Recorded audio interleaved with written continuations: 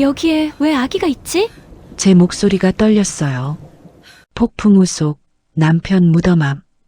포대기에 쌓인 핏덩이가 울고 있었습니다. 손으로 아이를 안아 올렸을 때 얼음장 같았어요. 파란 입술, 차가운 피부, 그리고 목에 걸린 핏빛 옷 펜던트. 포대기 안쪽엔 젖은 쪽지 하나. 이 아이를 살려주십시오. 하지만 절대 찾지 마십시오. 누가 이 아이를 죽음의 문턱에 남겨두고 갔을까요? 왜 살리라면서 찾지 말라는 걸까요? 10년 후 그 답을 아는 남자가 나타났습니다. 안녕하세요. 사연 듣기 좋은 날, 그날 서재입니다. 어디서 듣고 계시는지 댓글로 작성해 주시면 그곳으로 행운이 깃들길 기도드리겠습니다. 그리고 마음이 허락된다면 지금 구독과 좋아요 부탁드립니다. 지금 이야기를 시작합니다. 남편을 떠나보낸 지 15년이 흘렀어요. 처음엔 매일 밤 울었죠. 그의 빈자리가 너무 크게 느껴져서 아침에 눈을 뜰 때마다 옆자리를 더듬곤 했어요. 하지만 시간이 지나면서 눈물도 말라갔고 저는 그저 산골에서 온기를 빚으며 하루하루를 견뎌냈습니다. 사람들은 가끔 물었어요. 혼자 사시기 외롭지 않으세요? 라고. 저는 그냥 웃으며 고개를 저었죠. 외로움이 뭔지 느낄 겨를도 없이 가마에 불을 지피고 흙을 빚는 일로 하루가 다 갔으니까요. 그런데 그날 참 이상한 밤이었어요. 비가 억수같이 쏟아지고 바람은 산을 휘몰아쳤습니다. 유난히 날씨가 사나워서 저는 창문을 닫고 이불 속으로 깊이 파고들었어요. 그런데 문득 어디선가 소리가 들려왔습니다. 처음엔 바람 소리인 줄 알았어요. 하지만 귀를 기울일수록 그 소리는 점점 또렷해졌죠. 그건 분명 사람의 울음소리였어요. 아니, 정확히 말하면 갓난아기의 울음소리였습니다. 제 심장이 쿵쾅거리기 시작했어요. 이 깊은 산골에, 이 밤중에 누가 아기를 데리고 있을 리 없었으니까요. 혹시 산짐승 소리일까, 착각일까 싶어서 이불을 더 끌어당겼지만 그 울음소리는 멈추지 않았습니다. 오히려 점점 더 크고 절박하게 들려왔어요. 마치 제발 나를 찾아달라고 외치는 것처럼요. 저는 결국 우산도 제대로 챙기지 못한 채 밖으로 뛰쳐나갔습니다. 비가 얼굴을 때리고 진흙탕에 발이 푹푹 빠졌지만 아랑곳하지 않았어요. 울음소리가 들려오는 쪽으로, 남편의 가묘가 있는 그 언덕 쪽으로 정신없이 달려갔죠. 그리고 가묘 옆 나무 밑에서 저는 그 아이를 발견했습니다. 낡은 포대기에 쌓인 작은 핏덩이. 빗물에 흠뻑 젖어 있었지만 아이는 여전히 목청껏 울고 있었어요. 제가 포대기를 들어 올렸을 때 아이의 피부는 얼음장처럼 차가웠습니다. 손가락 하나하나가 파랗게 질려 있었고 입술은 거의 색을 잃어가고 있었죠. 그 순간 제 안에서 뭔가가 무너져 내리는 걸 느꼈어요. 이건 그냥 우연히 발견한 아이가 아니었습니다. 누군가 이 아이를 여기에 버린 거였어요. 비바람이 몰아치는 한밤중에 죽으라고. 아이를 안았을 때 제품의 온기가 조금씩 아이에게 전해지는 걸 느낄 수 있었어요. 울음소리가 조금씩 잦아들었고 작은 손가락이 제 옷자락을 움켜쥐었습니다. 그때 저는 알았어요. 이 아이를 그냥 둘 수 없다는 걸. 아니, 두면 안 된다는 걸. 집으로 돌아와 아이의 젖은 옷을 벗기는데 목에 뭔가 걸려 있는 게 보였어요. 핏빛 옥으로 만든 펜던트였습니다. 달빛 아래에서도 은은하게 빛나는 범상치 않은 물건이었죠. 그리고 포대기 안쪽에는 작은 쪽지가 하나 접혀 있었어요. 젖은 종이를 조심스럽게 펼쳤을 때 거기 적힌 글씨를 보고 저는 온몸에 소름이 돋았습니다. 이 아이를 살려주십시오. 하지만 절대 찾지 마십시오. 단 2줄. 그것뿐이었어요. 누가 썼는지, 왜 이런 부탁을 남겼는지 아무런 설명도 없었습니다. 하지만 그 글씨에서 느껴지는 절박함은 제 가슴을 휘어잡았어요. 이 아이의 엄마는 분명 죽을 만큼 두려운 무언가로부터 아이를 지키려 했던 거겠죠. 그래서 제일 안전하다고 생각한 이 깊은 산골, 남의 무덤 옆에 아이를 내려놓은 겁니다. 그날 밤 저는 옹기가마에 불을 지폈어요. 아이를 따뜻하게 해줘야 했으니까요. 가마의 온기가 방 안가득 퍼지자 아이는 비로소 울음을 그쳤습니다. 제 품에 안긴 채 작은 손으로 제 손가락을 꼭 쥐고 잠이 들었어요. 그 작고 따뜻한 손의 감촉이 지난 15년간 느껴보지 못했던 무언가를 제 안에서 깨웠습니다.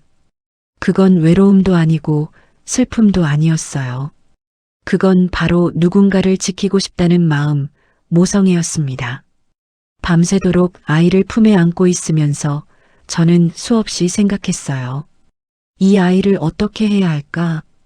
경찰에 신고해야 하나 아니면 고아원에 보내야 하나. 하지만 쪽지에 적힌 그 절박한 부탁이 자꾸만 머릿속을 맴돌았습니다. 절대 찾지 마십시오. 누군가 이 아이를 찾으러 올지도 모른다는 뜻이었죠. 그리고 그 누군가는 아이에게 좋은 사람이 아닐 거라는 확신이 들었어요. 동이틀 무렵 저는 결심했습니다. 이 아이를 제가 키우기로요. 세상에 알리지 않고 조용히 이 산골에서 함께 살기로 마음먹었어요. 남편이 없는 삶이 외롭고 힘들었던 건 사실이지만 이제 제게는 지켜야 할 누군가가 생긴 겁니다. 아이에게 이름을 지어줘야 했어요. 한참을 고민하다가 문득 남편이 생전에 했던 말이 떠올랐습니다. 바다처럼 넓은 마음을 가진 사람이 되게 해주고 싶소. 그래서 저는 아이의 이름을 혜준이라 지었어요. 바다해 준걸준. 넓은 바다처럼 어떤 풍파도 견딜 수 있는 준수하고 올곧은 사람이 되라는 뜻을 담았습니다. 혜준이는 제 품에서 잠들어 있었고 저는 그 작은 얼굴을 한참 동안 바라봤어요. 이 아이가 대체 누구의 자식이길래 누가 이렇게까지 숨기려 했을까? 목에 걸린 핏빛 옥 펜던트는 분명 보통 물건이 아니었습니다. 하지만 그 모든 의무는 일단 접어두기로 했어요.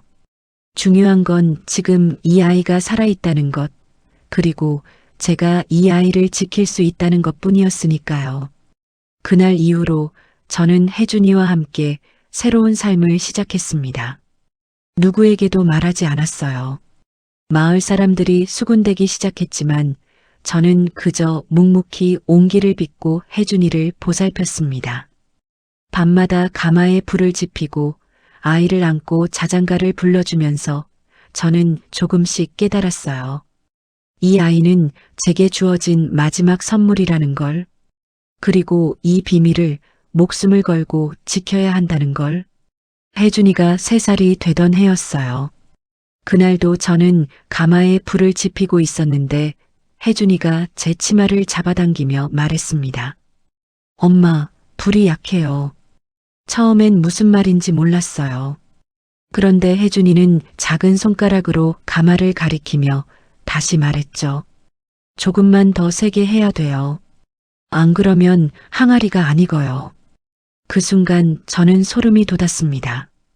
가마의 온도를 맞추는 건 수십 년 온기를 빚어온 저도 감각에만 의존해야 하는 일이었거든요. 그런데 겨우 3살짜리 아이가 한 번도 가르쳐 준 적 없는데 불의 세기를 알아챈 거예요. 저는 얼떨떨한 마음으로 장작을 더 넣었고 그날 구워낸 온기는 정말 완벽했습니다. 그때부터였어요. 혜준이가 보통 아이가 아니라는 걸 조금씩 깨닫기 시작한 게, 다른 아이들이 겨우 말을 배울 나이에 혜준이는 제가 온기에 새긴 문양의 개수를 정확히 세어 맞췄어요. 20개, 30개, 아무리 복잡한 문이라도 한 번만 보면 틀리지 않았죠.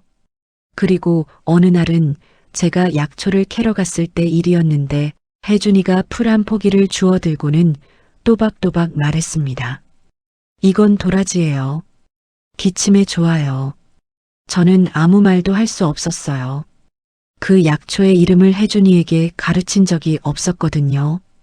어디서 들었냐고 물었더니 혜준이는 그저 방긋 웃으며 대답했죠. 몰라요. 그냥 알아요. 마을 사람들의 시선이 달라지기 시작한 건 그 무렵부터였습니다. 처음엔 호기심 어린 눈빛이었어요. 정순이가 숨겨둔 자식이 아니냐는 소문이 돌았고 누구의 아이냐며 수군대는 목소리들이 점점 커졌죠. 하지만 시간이 지나면서 그 시선은 점점 날카로워졌습니다. 아이가 너무 똑똑하다는 게 오히려 이상하게 느껴졌던 거예요. 어떤 사람들은 대놓고 말했어요. 저 아이 뭔가 범상치 않아. 귀신 들린 거 아니야? 그런 말을 들을 때마다 가슴이 찢어지는 것 같았지만 저는 아무런 반응도 하지 않았습니다. 그저 혜준이의 손을 꼭 잡고 집으로 돌아와 문을 닫았어요. 혜준이를 지키는 방법은 침묵뿐이라고 생각했으니까요. 혜준이는 제 마음을 아는지 모르는지 항상 밝게 웃었어요. 하지만 가끔, 정말 가끔씩 저를 올려다보며 물을 때가 있었습니다. 엄마, 나는 왜 다른 애들이랑 놀면 안 돼요? 그럴 때마다 저는 대답을 피했어요. 뭐라고 설명해야 할지 몰랐거든요. 내가 특별해서, 내가 위험할 수 있어서 누군가 너를 찾을지도 모르니까. 그런 말을 어린아이에게 어떻게 할 수 있겠어요. 그래서 저는 그냥 혜준이를 꼭 안아주곤 했습니다. 엄마가 있잖아. 엄마만 있으면 되지. 혜준이는 고개를 끄덕이며 제 품에 파고들었어요. 그리고 어느 날 밤이었죠. 저는 온기를 빚다가 손을 다쳐서 피가 나고 있었는데 혜준이가 제 손을 잡더니 작은 입술로 상처 부위를 살며시 불어주는 거예요. 그러고는 제 거칠고 상처투성이인 손을 두 손으로 감싸며 말했습니다. 엄마 아프지? 내가 엄마 지켜줄게. 내가 크면 엄마한테 나쁜 말하는 사람들 다 혼내줄 거야. 그 말을 듣는 순간 눈물이 핑 돌았어요. 겨우 5살밖에 안 된 아이가 저를 지켜주겠다고 말하다니. 그동안 제가 혜준이를 지킨다고 생각했는데 어쩌면 혜준이도 저를 지키고 있었던 건 아닐까 싶었습니다. 하지만 혜준이의 천재성은 날이 갈수록 더 뚜렷해졌고 저는 점점 두려워지기 시작했어요. 이 아이가 너무 눈에 띄면 언젠가 누군가 알아볼지도 모른다는 생각이 들었거든요.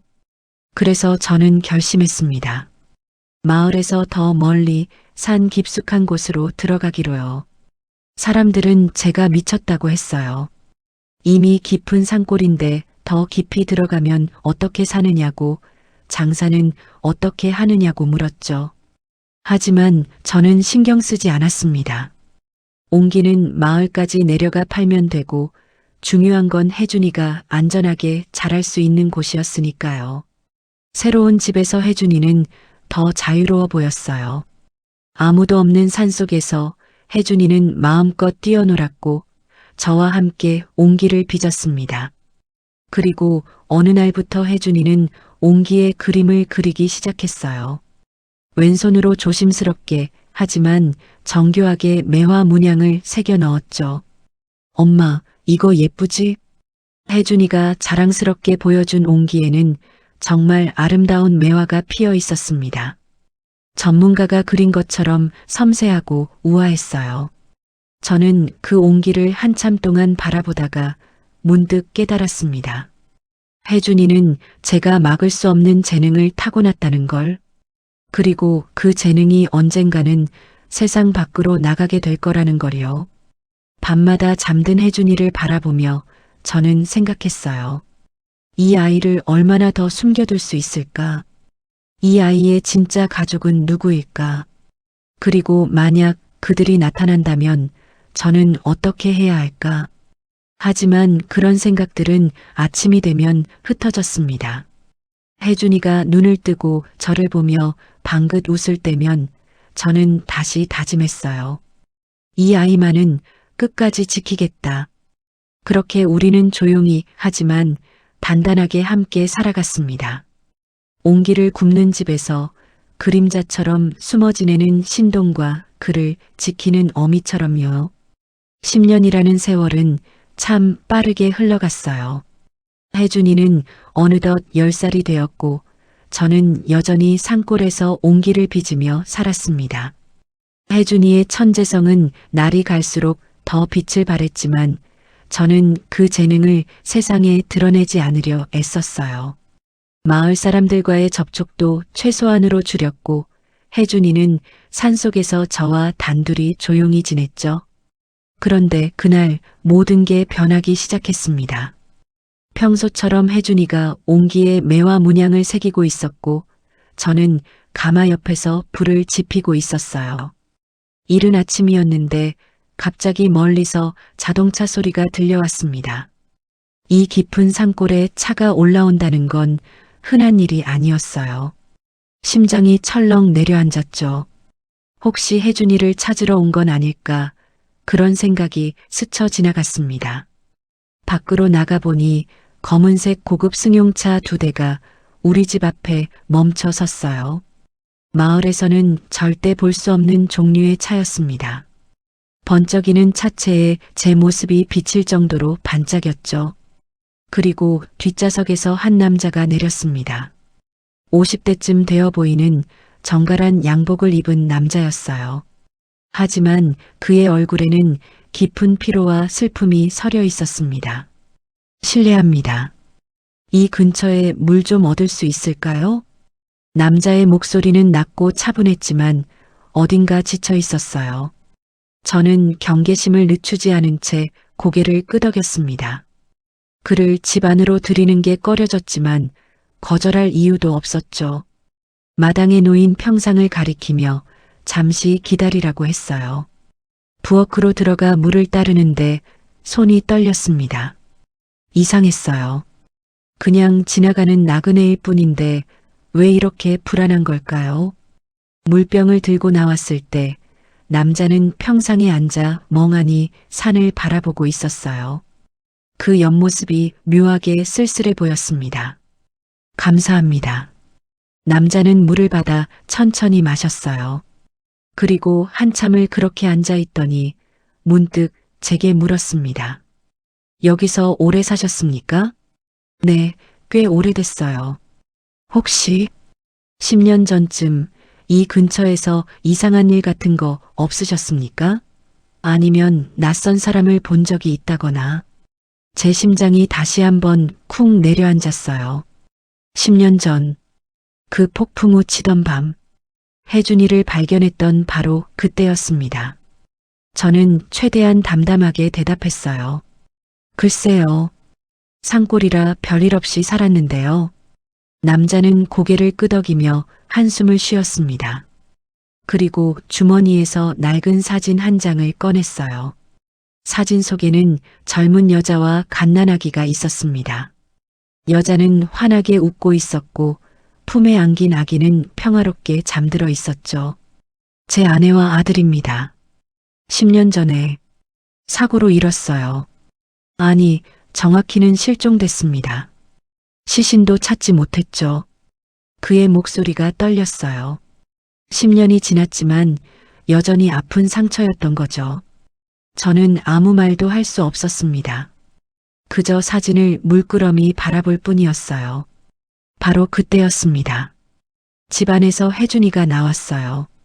물을 마시려고 부엌으로 가는 길이었는데 마당에 낯선 사람이 있는 걸 보고 걸음을 멈췄죠. 저와 남자 사이에서 순간 시간이 멈춘 것 같았습니다. 남자가 혜준이를 봤어요. 그리고 그의 얼굴이 새하얗게 변했습니다. 손에 들고 있던 물병이 바닥에 떨어져 물이 사방으로 튀었지만 남자는 그것도 눈치채지 못한 채 혜준이만 바라봤어요. 입술이 파르르 떨리고 있었습니다. 혜준이는 낯선 남자가 무서웠는지 제 뒤로 숨었어요.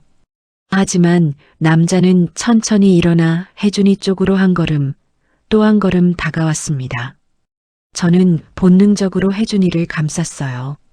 저기, 저 아이는 남자의 목소리가 갈라졌습니다. 그는 혜준이를 보며 무언가를 확인하려는 듯 눈을 크게 떴어요. 특히 혜준이가 옹기를 다듬던 왼손을 유심히 바라봤죠. 저 아이, 왼손잡이입니까? 네, 그런데요. 제 대답에 남자의 눈에서 눈물이 흘러내렸습니다. 그는 주저앉듯 다시 평상에 앉으며 얼굴을 두 손으로 감쌌어요. 어깨가 작게 떨렸습니다. 저는 혼란스러웠어요. 이 남자가 왜 우는 걸까요? 왜 혜준이를 보고 저런 반응을 보이는 걸까요? 그리고 그 순간 문득 깨달았습니다. 이 사람이 혹시 혜준이의 아버지는 아닐까? 한참 후에 남자가 고개를 들었어요. 눈가가 붉게 부어 있었습니다. 죄송합니다. 제가 실례를 했네요. 저 아이가 제 잃어버린 아들과 너무 닮아서요. 왼손잡이라는 것도 똑같고 웃을 때 한쪽 볼에만 보조개가 생기는 것도. 그는 말을 잇지 못했어요. 혜준이는 정말로 웃을 때 오른쪽 볼에만 작은 보조개가 생겼습니다. 저도 그걸 알고 있었죠. 그게 혜준이의 매력 포인트였으니까요. 실례지만 저 아이는 부인의 제 아들입니다. 저는 단호하게 대답했어요. 이 남자가 누구든 혜준이를 데려갈 수는 없었습니다. 남자는 제 눈을 한참 바라보다가 천천히 고개를 끄덕였어요. 그렇군요. 제가 너무 이상한 질문을 드렸습니다. 하지만 그의 시선은 계속 혜준이에게 머물러 있었어요. 마치 놓치고 싶지 않다는 듯이 혜준이의 모든 것을 눈에 담으려는 것처럼 말이죠. 저는 점점 더 불안해졌습니다. 이제 가보셔야 하지 않을까요? 날도 저물어 가는데. 제 말에 남자는 마지못해 일어섰어요. 하지만 발걸음을 떼지 못하고 망설이더니 주머니에서 명함을 꺼내 제게 건넸습니다. 저는 태성물류 회장 강진욱이라고 합니다. 혹시라도 제가 도움드릴 일이 있으면 연락 주십시오. 태성물류, 뉴스에서 들어본 이름이었어요. 국내 최대 물류 기업 중 하나였습니다. 제 손이 다시 떨렸죠. 이런 사람이 왜 이 깊은 산골까지 왔을까요? 강진욱 회장은 차에 타기 전 마지막으로 한 번 더 혜준이를 돌아봤어요. 그 눈빛이 아직도 잊히지 않습니다. 그건 그리움도 슬픔도 아니었어요. 그건 바로 확신이었습니다. 무언가를 알아챘다는, 찾아냈다는 확신 말이에요. 차가 떠나고 나서도 저는 한참을 그 자리에 서 있었어요. 혜준이가 제 손을 잡아당겼습니다. 엄마, 저 아저씨 누구야? 왜 나를 그렇게 쳐다봤어? 몰라. 그냥 지나가는 사람이야. 하지만 저는 알고 있었어요. 그 사람은 그냥 지나가는 사람이 아니라는 걸. 그리고 아마도 다시 돌아올 거라는 걸. 제가 그토록 두려워하던 순간이 드디어 온 겁니다. 그날 밤 저는 잠을 이룰 수 없었어요. 강진욱 회장이 건넨 명함을 계속 들여다봤습니다.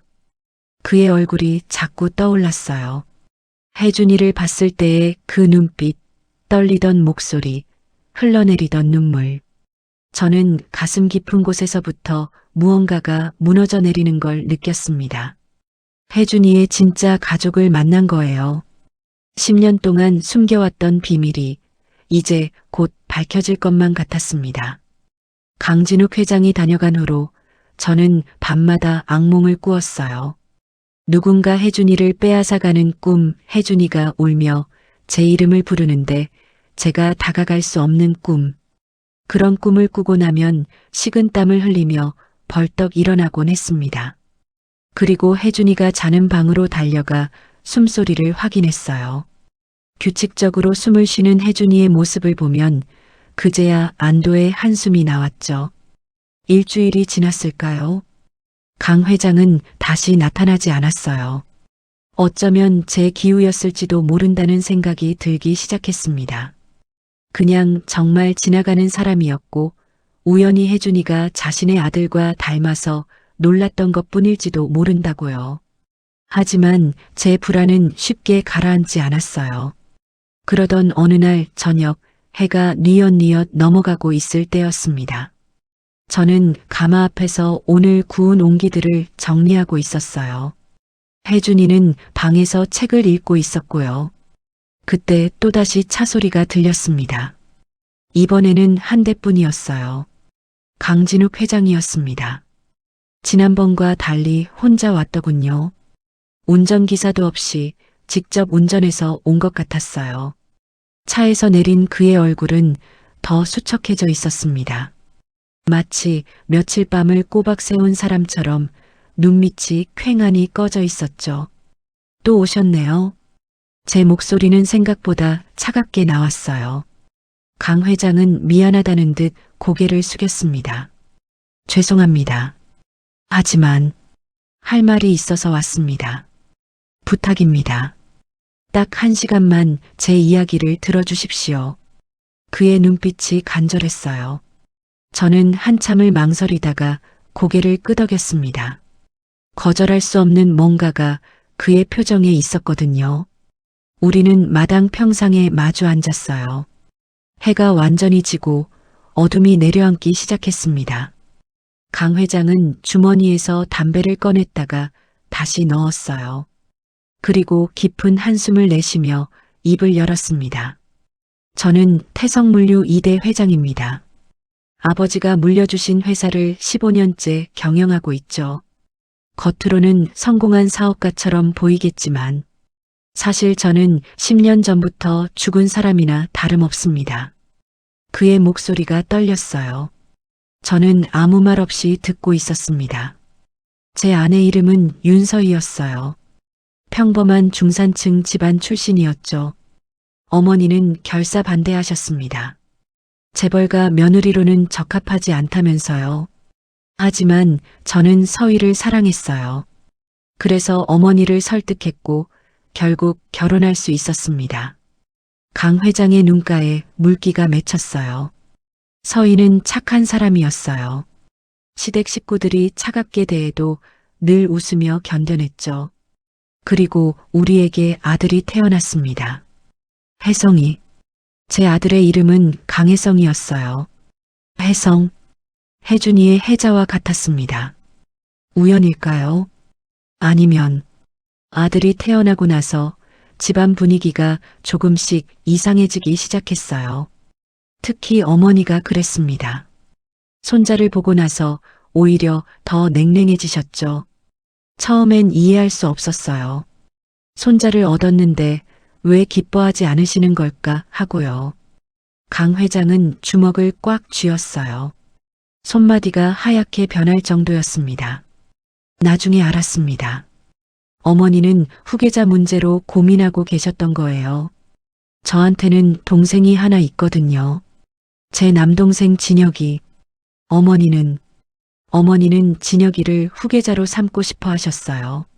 하지만 제가 장남이고 게다가 제게 아들까지 생기면서 후계 구도가 확실해져 버린 겁니다. 그의 이야기를 들으면서 저는 등골이 서늘해지는 걸 느꼈어요. 이런 이야기는 드라마에서나 나오는 줄 알았는데 현실에서도 이런 일이 벌어진다니. 10년 전 그날 밤이었습니다. 서희가 혜성이를 데리고 친정에 다녀온다고 했어요. 저는 해외 출장 중이어서 배웅도 못했죠. 그런데 그날 밤 폭우가 쏟아졌습니다. 도로가 미끄러웠고 서희가 탄 차는 산길에서 미끄러지며 절벽 아래로 떨어졌어요. 강 회장의 목소리가 완전히 갈라졌습니다. 경찰이 연락을 받고 출동했을 때 차는 이미 불에 타고 있었습니다. 운전기사는 그 자리에서 숨졌고 서희의 시신은 찾았지만 혜성이는 찾을 수 없었어요. 차 안에도 없었고 주변을 아무리 뒤져도 없었습니다. 갓난아기가 혼자 어디로 갈 수 있겠어요. 아마도 강물에 떠내려갔을 거라고 다들 그렇게 말했죠. 저는 숨을 참았어요. 10년 전 그날 밤 폭풍 우, 갓난아기, 모든 게 맞아떨어지고 있었습니다. 하지만 저는 믿을 수 없었어요. 시신을 찾지 못했다는 게 계속 걸렸습니다. 그래서 10년 동안 전국의 산을 뒤졌어요. 혹시 누군가 혜성이를 발견해서 키우고 있지는 않을까, 그런 희망을 버릴 수가 없었죠. 강 회장이 저를 똑바로 바라봤어요. 그의 눈빛이 너무나 절박했습니다. 그러던 중 이 마을에 대한 정보를 들었습니다. 10년 전쯤 갑자기 아이와 함께 살기 시작한 여인이 있다는 소문이었죠. 처음엔 반신반의했어요. 하지만 저 아이를 봤을 때 저는 확신했습니다. 확신이라니요? 제 아들 혜성이는 왼손잡이였어요. 그리고 웃을 때 오른쪽 볼에만 보조개가 생겼죠. 게다가 강 회장은 떨리는 손으로 휴대폰을 꺼냈어요. 그리고 사진 한 장을 저에게 보여줬습니다. 어린아이가 옹기 비슷한 것을 만지고 있는 사진이었어요. 혜성이는 생후 6개월 때부터 흙을 좋아했어요. 서희가 도자기를 좋아해서 아이에게도 그런 취향이 유전된 것 같다고 했죠. 그리고 저 아이, 혜준이라고 하셨죠? 그 아이가 옹기를 다루는 모습이 제 아들과 너무 닮았습니다. 저는 아무 말도 할 수 없었어요. 입술이 바짝 말라붙었고 심장은 미친 듯이 뛰었습니다. 부인, 제발 솔직하게 말씀해 주십시오. 저 아이가 10년 전 폭풍 후 치던 밤에 발견한 아이가 맞습니까? 그 순간 집안에서 혜준이가 나왔어요. 어둠 속에서 우리 목소리를 듣고 나온 것 같았어요. 혜준이는 강 회장을 보더니 저에게 다가와 제 팔을 꼭 붙잡았습니다. 엄마, 괜찮아? 그 작은 손의 감촉이, 그 따뜻한 목소리가 제 마음을 무너뜨렸어요. 저는 혜준이를 안아주며 천천히 고개를 끄덕였습니다. 네, 맞습니다. 10년 전 그날 밤 제 남편 무덤 앞에서 이 아이를 발견했어요. 강 회장의 눈에서 눈물이 주르르 흘러내렸습니다. 그는 무릎을 꿇고 하늘을 향해 두 손을 모았어요. 마치 기도하듯이, 감사하듯이. 그리고 목 놓아 울기 시작했습니다. 혜성아, 혜성아. 10년 동안 참아왔던 슬픔과 그리움이, 그리고 안도가 한꺼번에 터져 나오는 것 같았어요. 저도 눈물이 났습니다. 혜준이는 무슨 일인지 모른 채 제 품에서 저를 올려다보고 있었죠. 한참을 그렇게 있다가 강 회장이 진정하고 말했습니다. 감사합니다. 정말, 정말 감사합니다. 부인이 이 아이를 살려주지 않았다면 제 아들은 진짜로 죽었을 겁니다. 하지만 저는 알고 있었어요. 이제 시작이라는 걸, 진짜 고통은 지금부터라는 걸, 혜준이를 보내야 할지도 모른다는 사실이 제 가슴을 짓눌렀습니다. 강 회장은 그날 밤 우리 집에 머물렀어요. 아니, 정확히는 머물렀다기보다 떠나지 못했다고 해야 맞을 거예요. 혜준이를 한시도 눈을 떼지 못하고 바라봤습니다. 10년 만에 되찾은 아들이 꿈인지 생시인지 확인이라도 하려는 것처럼요. 혜준이는 처음엔 낯을 가렸어요. 당연한 일이었죠. 태어나서 지금까지 저 말고는 제대로 된 어른을 본 적이 없었으니까요. 하지만 강 회장이 조심스럽게 다가가 말을 걸자 혜준이는 조금씩 마음을 열었습니다. 내가 좋아하는 게 뭐니? 옹기요. 엄마랑 같이 만들어요. 그래. 아저씨한테 보여줄 수 있겠니? 혜준이는 제 눈치를 살피더니 조심스럽게 자기 방으로 들어가 옹기 하나를 가져왔어요. 지난주에 완성한 작은 항아리였는데 표면에 정교한 매화 문양이 새겨져 있었습니다. 강 회장은 그 옹기를 받아들고는 한참을 말없이 바라봤어요. 정말 잘 만들었구나. 그의 목소리가 또 떨렸습니다. 저는 마당 한쪽에 앉아 그 광경을 지켜봤어요. 아버지와 아들. 10년 만에 재회. 감동적인 장면이어야 했지만 제 가슴은 찢어지는 것 같았습니다. 밤이 깊어지고 혜준이가 잠자리에 들었어요. 저는 혜준이에게 평소처럼 자장가를 불러줬고 혜준이는 제 손을 꼭 잡은 채 잠들었습니다. 방문을 살며시 닫고 나오니 강 회장이 마루에 앉아 밤하늘을 바라보고 있었어요. 앉으십시오. 강 회장의 말에 저도 그 옆에 앉았습니다. 한동안 둘 다 아무 말이 없었어요. 그저 어둠 속에서 귀뚜라미 소리만 들렸죠. 10년 동안 정말 고생 많으셨습니다. 강 회장이 먼저 입을 열었어요. 저 아이를 키우는 게 얼마나 힘들었을지 압니다. 혼자서 이 깊은 산골에서 게다가 남의 아이가 아니에요. 제 목소리가 생각보다 강하게 나왔습니다. 10년 동안 제가 키웠어요. 밤마다 깨서 우유 먹이고 아플 때 병원까지 업고 뛰어갔고 말 배우는 걸 지켜봤어요. 첫걸음말을 뗄 때도 처음 엄마라고 불렀을 때도 전부 저였습니다. 그 아이는 제 아들이에요. 강 회장은 고개를 끄덕였습니다. 알고 있습니다. 그래서 더 감사한 겁니다. 부인이 아니었다면. 하지만 이제 데려가시려는 거죠? 제 물음에 강 회장은 대답하지 못했어요. 그것만으로도 답은 분명했습니다. 아직은 아닙니다. 아직은 언제까지요? 한 달? 1년? 아니면 혜준이가 20살이 될 때까지요?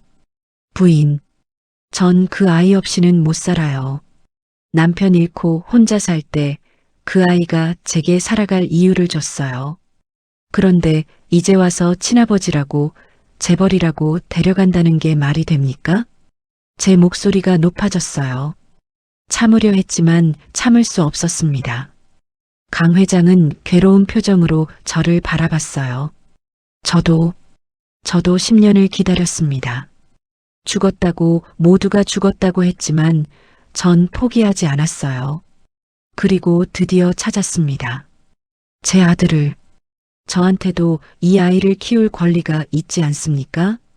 우리는 서로를 바라봤어요. 둘 다 옳았고 둘 다 틀렸습니다. 이건 누가 맞고 그른 문제가 아니었어요. 한 아이를 사랑하는 두 사람의 절박함이었죠. 한참 후 강 회장이 말했습니다. 하나만 여쭤보겠습니다. 아이의 목에 혹시 뭔가 걸려있지 않았습니까? 옥으로 만든 펜던트 같은 거요. 제 심장이 철렁했어요. 펜던트, 그 핏빛 옥 펜던트를 어떻게 알고 있는 걸까요? 있었어요. 지금도 가지고 계십니까? 저는 망설이다가 고개를 끄덕였습니다. 그리고 방으로 들어가 오래된 나무 상자를 꺼냈어요. 10년 동안 단 한 번도 열어보지 않았던 상자였습니다. 그 안에는 혜준이를 발견했던 그날 밤의 모든 것이 들어 있었어요. 젖었던 포대기, 그 쪽지, 그리고 핏빛 옥 펜던트. 강 회장은 펜던트를 보자마자 손을 떨었어요. 조심스럽게 펜던트를 집어들고는 달빛 아래 비춰봤습니다. 옥은 10년이 지났지만 여전히 핏빛으로 빛났어요. 이건 제 아내 서희가 시집 올 때 가져온 겁니다.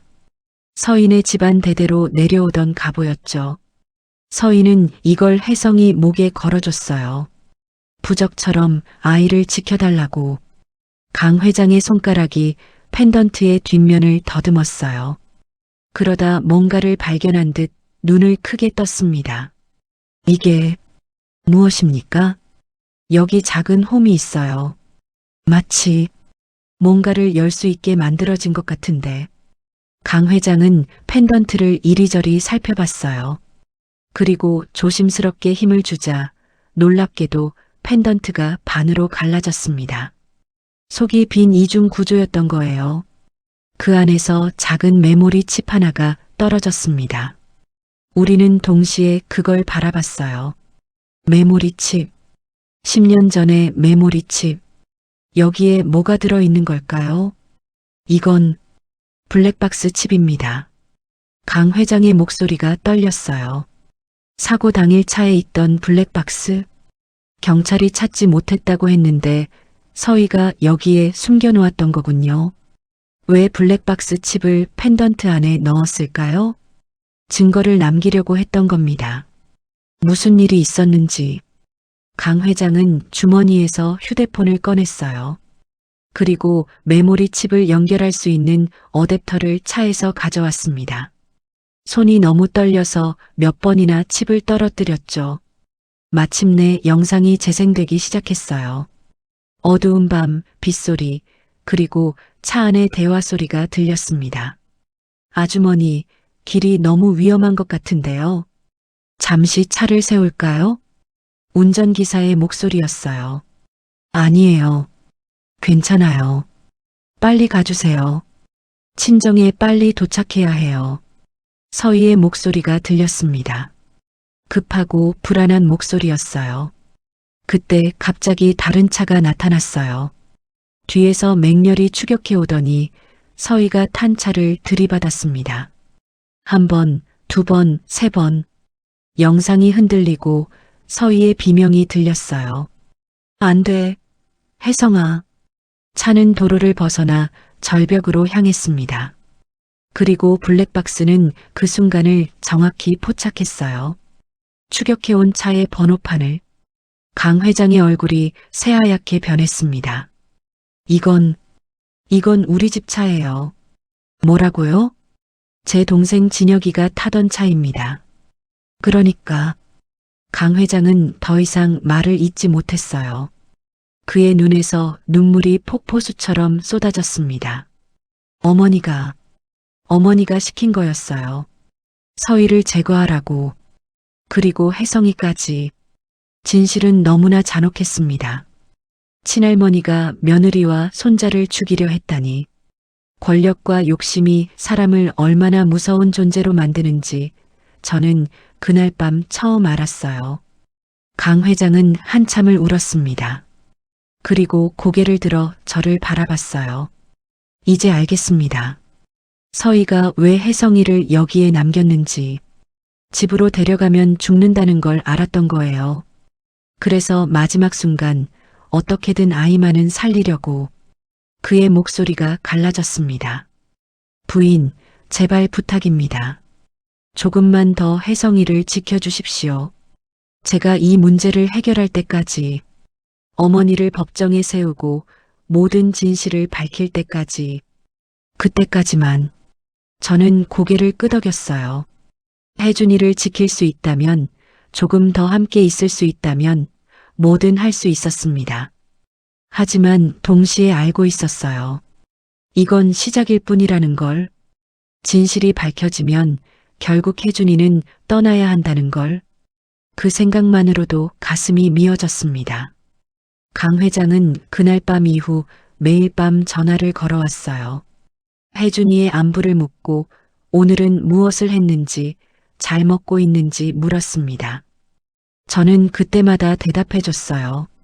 혜준이가 오늘 옹기에 새로운 문양을 그렸다는 것, 산에서 도토리를 주워왔다는 것, 그런 사소한 일장들을요.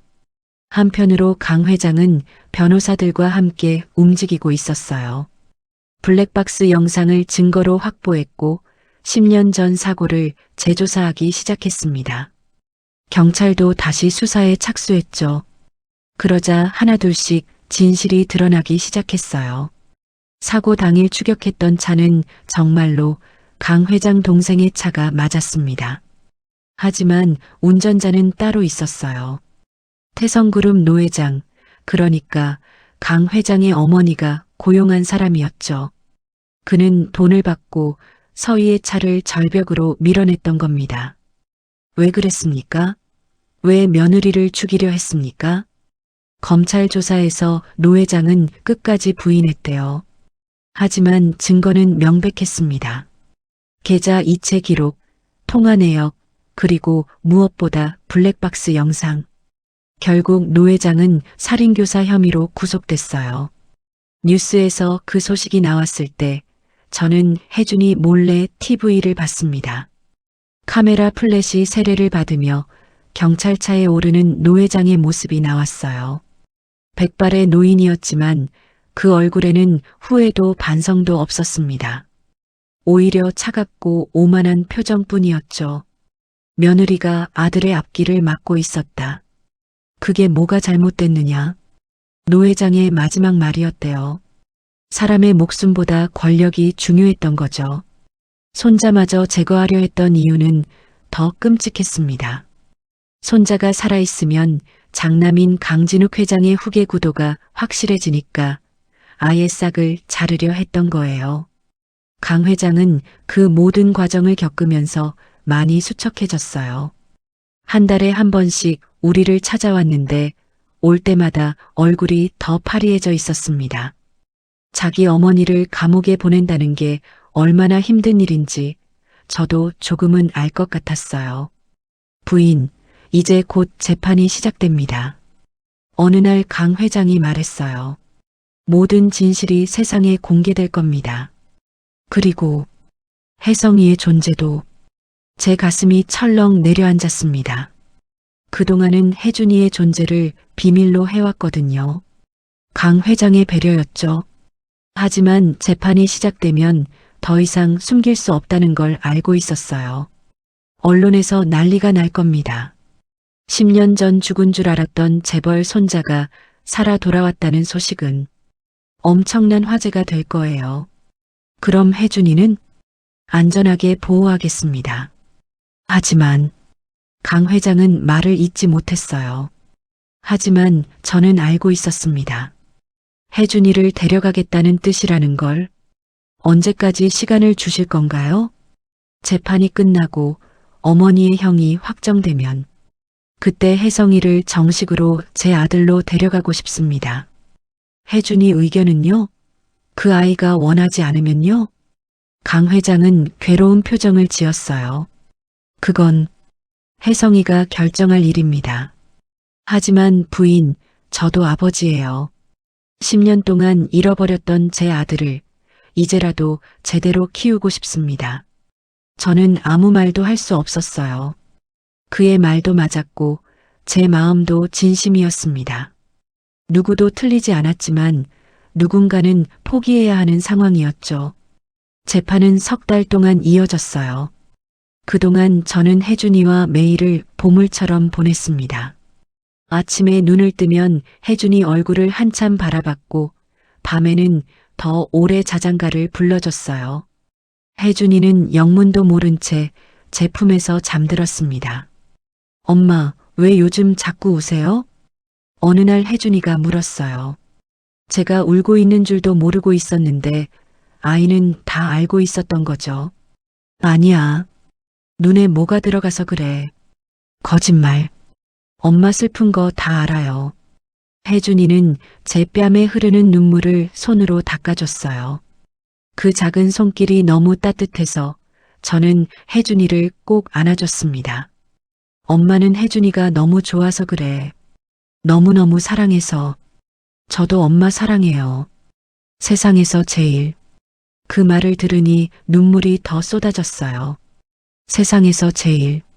하지만 곧 이 아이는 진짜 아버지에게 가야 했습니다. 드디어 판결이 나왔어요. 노 회장은 살인교사 및 증거인멸 혐의로 징역 15년을 선고받았습니다. 이미 70대 중반인 노 회장에게는 사실상 무기징역이나 다름없었죠. 법정에서 노 회장은 끝까지 눈 하나 깜짝하지 않았대요. 오히려 강 회장을 향해 차갑게 웃었다고 합니다. 내가 이겼구나.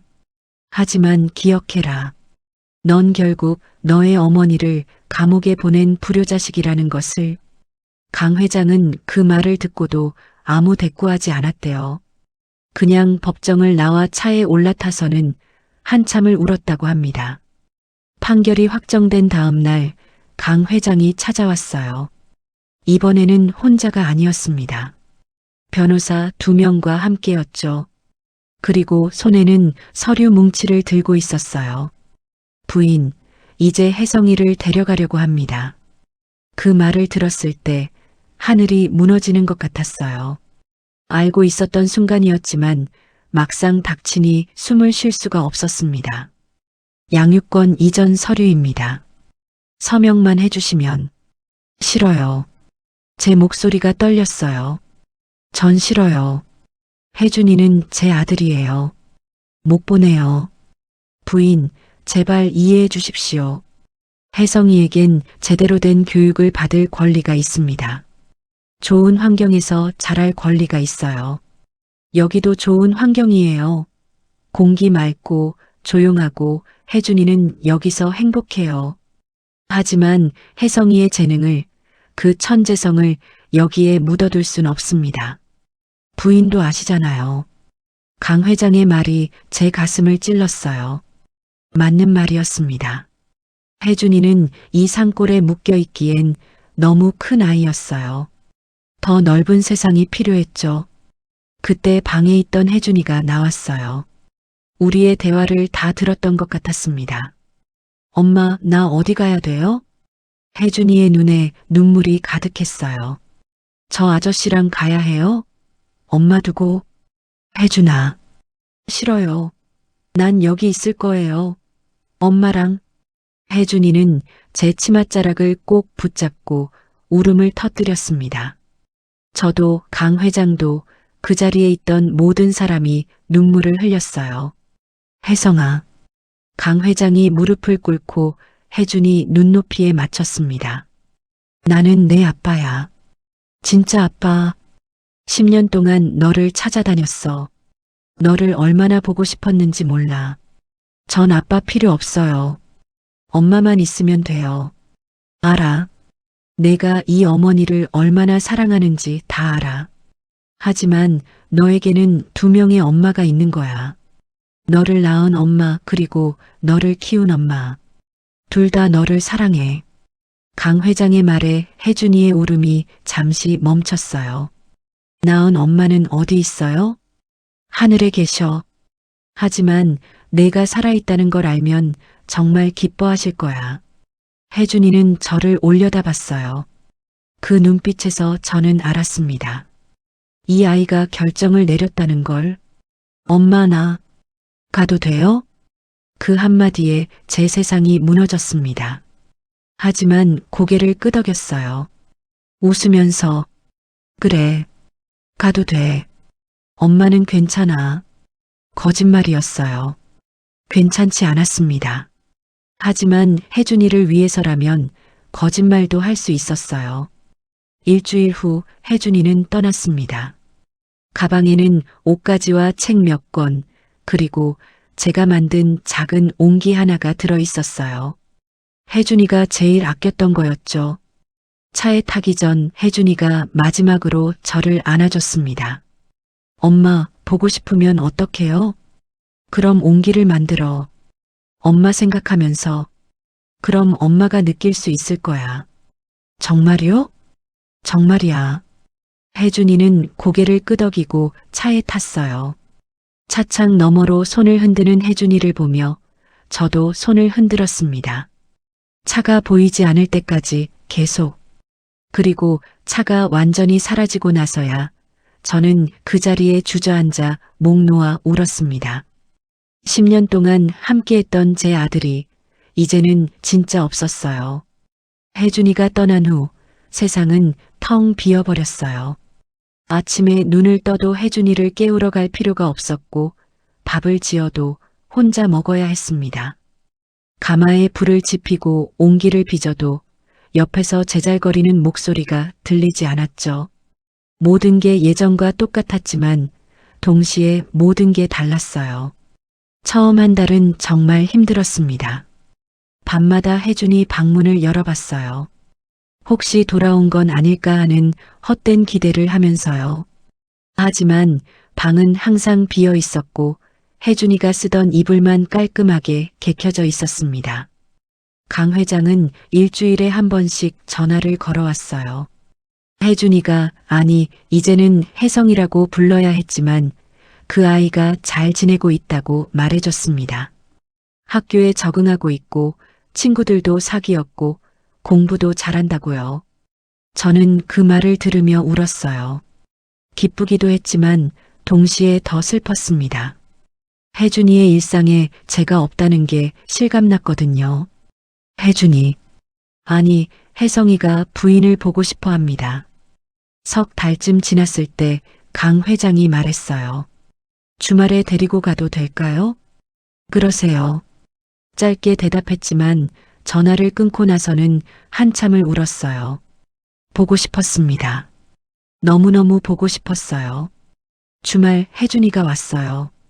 전보다 키가 조금 큰 것 같았고 옷도 깔끔했습니다. 도시 아이처럼 단정해 보였죠. 하지만 저를 보자마자 달려와 안기는 모습은 여전했어요. 엄마, 혜준아, 많이 컸네. 보고 싶었어요, 엄마. 우리는 한참을 그렇게 안고 있었습니다. 강 회장은 조용히 차에 남아 우리를 지켜봤어요. 그날 우리는 함께 온기를 빚었어요. 혜준이는 서툴지 않았습니다. 오히려 전보다 더 능숙하게 흙을 다뤘죠. 그리고 여전히 왼손으로 정교한 매화 문양을 새겨 넣었어요. 학교에서 미술 선생님이 칭찬했어요. 제가 그림을 정말 잘 그린다고. 그래, 우리 혜준이가 역시 대단하네. 엄마, 학교는 재밌어요. 친구들도 많이 생겼고요. 근데 혜준이가 말을 멈췄어요. 근데 그래도 엄마가 제일 보고 싶어요. 밤마다 엄마 생각하면서 자요. 제 눈시울이 뜨거워졌습니다. 엄마도 혜준이 생각 많이 해. 매일매일. 그렇게 우리는 주말마다 만났어요. 강 회장이 직접 혜준이를 데리고 왔고 우리는 함께 온기를 빚고 산책을 했습니다. 그렇게 1년이, 2년이, 5년이 흘렀어요. 세월은 정말 빠르게 지나갔습니다. 혜준이는 중학생이 되었고 고등학생이 되었어요. 키도 제보다 훨씬 커졌고 목소리도 굵어졌습니다. 하지만 주말마다 저를 찾아오는 건 변하지 않았어요. 때로는 강 회장과 함께, 때로는 혼자서. 고등학교 졸업을 앞두고 혜준이가 물었어요. 엄마, 대학 가면 바빠질 것 같아요. 그래도 자주 올게요. 그래. 공부 열심히 해야지. 엄마는 괜찮아. 엄마는 항상 괜찮다고만 하시네요. 혜준이가 웃으며 말했어요. 이제는 완전히 청년이 된 얼굴이었습니다. 진짜 괜찮아. 혜준이가 잘 크는 게 엄마는 제일 행복한 일이야. 대학에 들어간 혜준이는 경영학을 전공했어요. 강 회장의 회사를 이어받기 위해서였죠. 하지만 부전공으로 도예를 선택했다고 했습니다. 그 얘기를 들었을 때 저는 정말 기뻤어요. 엄마가 가르쳐 준 거 잊지 않으려고요.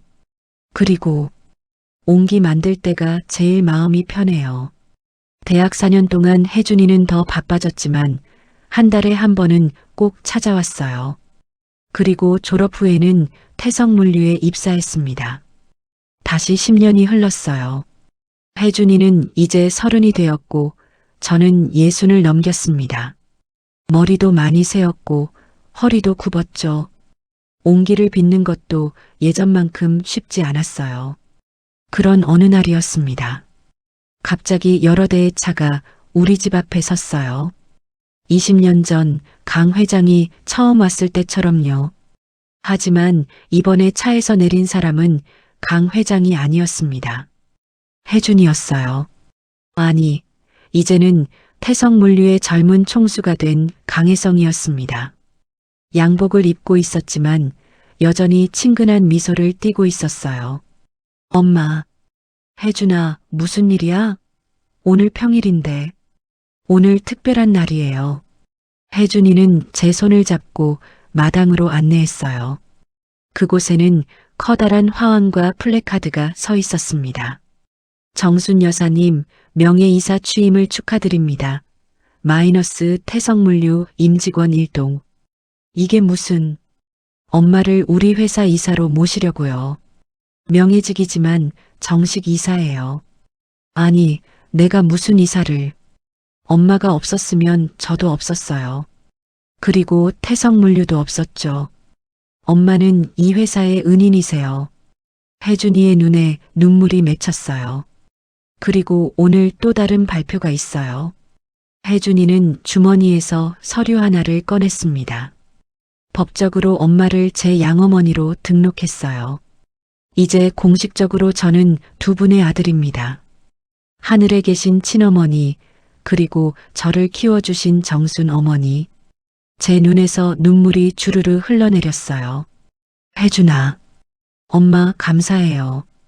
저를 살려주셔서, 키워주셔서, 사랑해주셔서, 우리는 마당 한가운데서 서로를 껴안았습니다. 20년의 세월이 주마등처럼 스쳐 지나갔어요. 폭풍우 치던 그날 밤, 처음 온기를 만들던 날, 강 회장을 만났던 날, 헤어지던 날, 그리고 지금 이 순간. 그리고 엄마. 혜준이가 눈물을 닦으며 말했어요. 돌아가신 친어머니 묘소에 같이 가주실래요? 아버지도 함께요. 엄마한테 인사드리고 싶어요. 저를 살려주신 분이라고.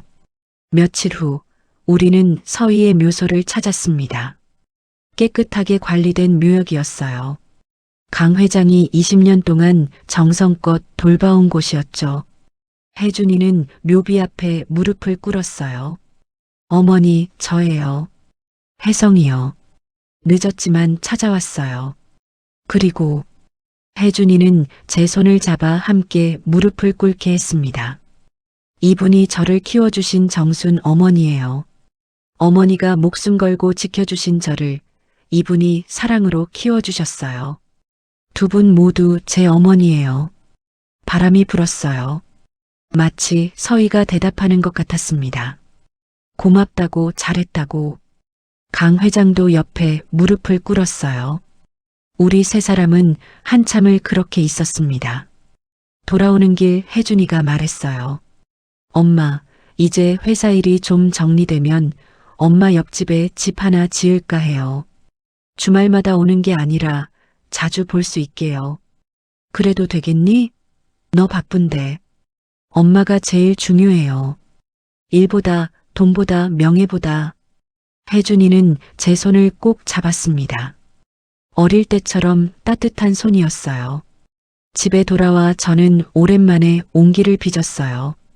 큰 항아리였는데 표면에 매와 문양을 정성껏 새겨 넣었습니다. 그리고 그 온기를 가마에서 구워냈죠. 다음 주말 혜준이가 왔을 때 그 온기를 보여줬어요. 엄마, 이거 정말 예쁘다.